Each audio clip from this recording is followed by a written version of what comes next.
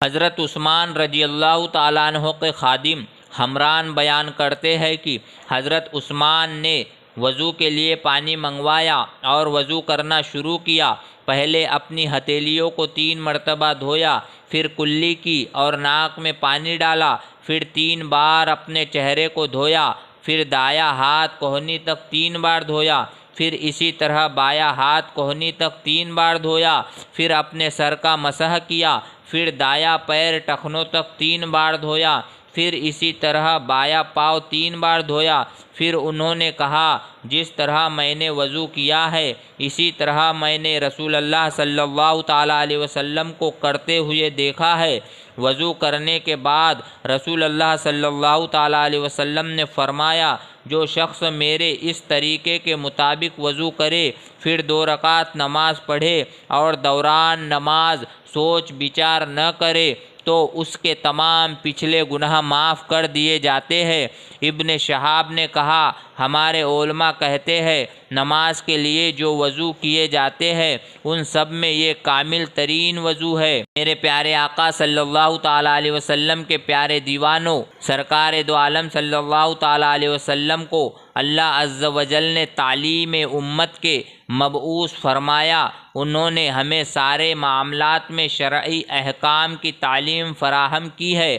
آپ نے خود وضو کر کے دکھایا اور فرمایا کہ جو شخص بھی اس طرح وضو کرے پھر اس کے بعد نماز پڑھے تو اللہ تعالیٰ اس کے وہ تمام گناہ معاف کر دیتا ہے جو اس نے اس نماز سے پیوستہ دوسری نماز کے درمیان کیے تھے۔ علامہ یحییٰ بن شرف نوری لکھتے ہیں، دیگر احادیث میں ہے 5 نمازیں ان کے درمیان ہونے والے گناہوں کے لیے کفارہ ہے۔ ایک جمعہ سے لے کر دوسرا جمعہ تک جمعہ کی نماز کفارہ ہے، اور ایک رمضان سے دوسرے رمضان تک رمضان کفارہ ہے۔ اب سوال یہ ہے کہ جب وضو سے گناہوں کا کفارہ ہو گیا تو نماز سے کس چیز کا کفارہ ہوگا؟ اور جب 5 نمازوں سے کفارہ ہو گیا تو جمعہ کی نماز سے کس چیز کا کفارہ ہوگا؟ اور جب جمعہ سے کفارہ ہو گیا تو رمضان سے کس چیز کا کفارہ ہوگا؟ اسی طرح عرفہ کے دن روزہ بھی 2 سال کے گناہوں کا کفارہ ہے، اور عاشوراء کا روزہ 1 سال کا کفارہ ہے۔ اور جب کسی شخص کے آمین ملائکہ کے آمین کے موافق ہو جائے تو اس کے تمام پچھلے گناہوں کی مغفرت ہو جاتی ہے۔ اس سوال کا علماء نے یہ جواب دیا ہے کہ یہ تمام عبادات گناہوں کا کفارہ ہونے کی صلاحیت رکھتی ہے۔